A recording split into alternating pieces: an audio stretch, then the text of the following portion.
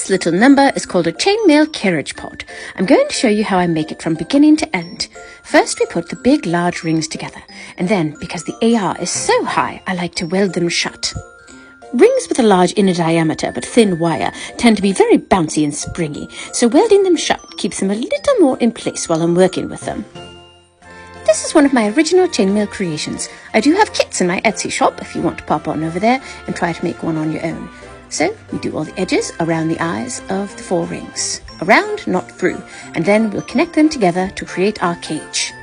Now, of course, we want one of these nice, vivid titanium ball bearings floating around on the inside. I'm going to go for a nice, bright teal today.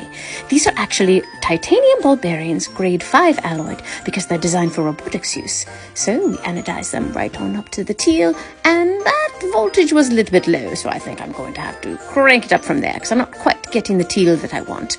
That's much better, yes. More greens in there. Let's dry it off, double check the color, and that looks pretty good. Boom, in the cage. And now let's tie the cage shut up around the ball bearing, so it is just suspended inside there. So all we have to do is lock it shut. Once I put the first ring in, it immediately becomes much tighter. Once the first locking ring is put in place, you'll notice there's quite a bit of tension in the piece now. You'll see that on every individual chainmail link, there's a place where the 2 ends come together. This is called the closure. And it's not the prettiest thing to look at, so when you have a nice tension set piece like this, it's good to work your way around and hide all the closures under the side rings. Then the final piece looks much cleaner.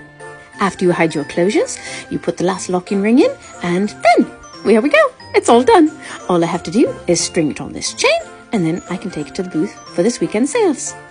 Oh, what a beautiful little carriage pod. Simply perfect.